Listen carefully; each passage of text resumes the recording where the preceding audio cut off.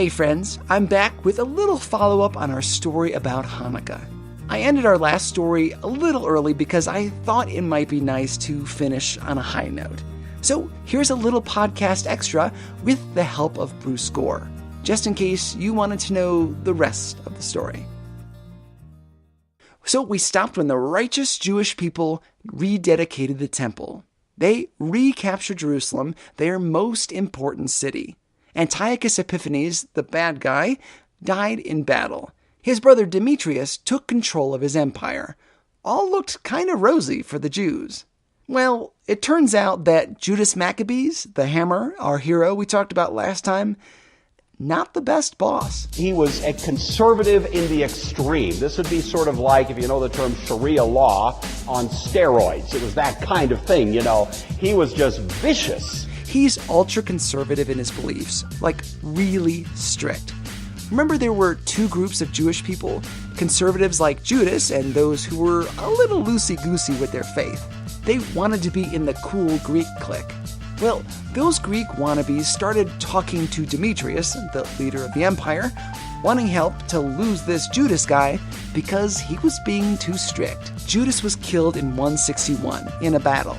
His brother Jonathan took over, now trying to use diplomacy, of all things. And believe it or not, Jonathan was appointed governor of Jerusalem by the Greeks, their enemies. See, Judas, sometimes diplomacy speaks a little louder than being uptight. In time, Simon, one of the other brothers in this influential family, was able to negotiate Jewish independence. See, that wasn't so bad. It all seemed pretty good. Except Jewish independence only lasted for 2 to 3 years. The Syrians took control again, nominated their own high priest, and started pagan worship in the temple again. Not the best outcome. The Greeks were eventually taken over by the Romans, and the Jews stayed under their control, with limited freedoms. In fact, when we meet up with them again, now in the New Testament, when Jesus appears, they are still under Roman rule. And this amazing family line ended up being corrupted. There are a few interesting ways to think about the Maccabean revolt. We ended the last episode at a really high point. This band of conservative Jews was able to fight for what they believed in, for the right to worship how they saw fit, to lay claim to this land they considered holy. Pretty cool, right?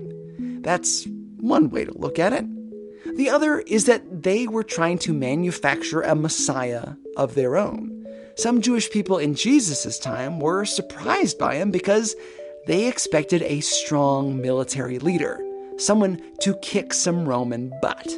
Then in comes this kind of passive guy preaching about the kingdom of God, not the kingdom of Israel. He didn't set them free from their earthly masters, but from their slavery to sin. We're going to end here with Bruce Gore reading from John 10:24.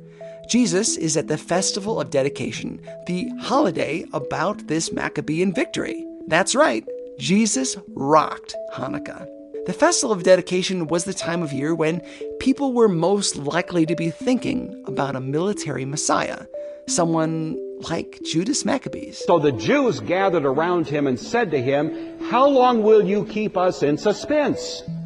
If you are the Messiah, tell us plainly." They were confused because Jesus kind of looked like their Messiah, minus the warlord thing.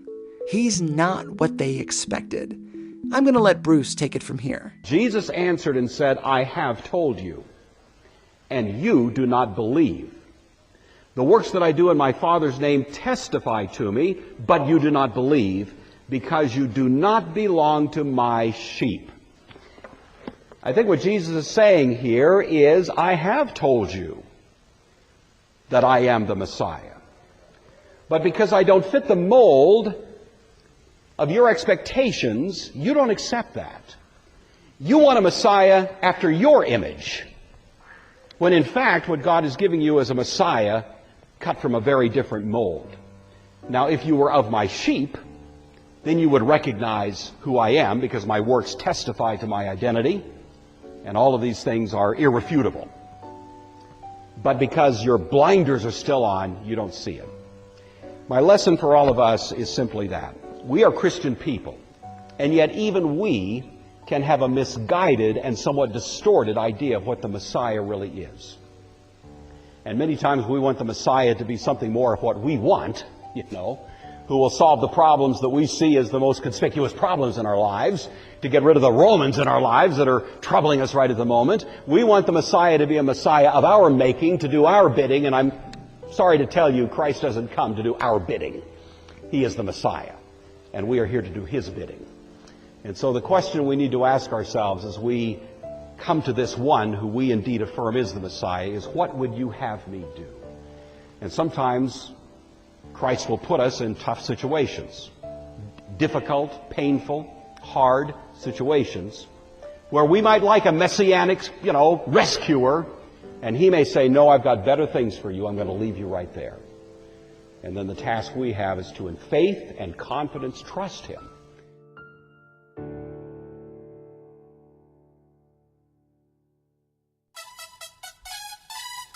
Thanks for listening to Truce.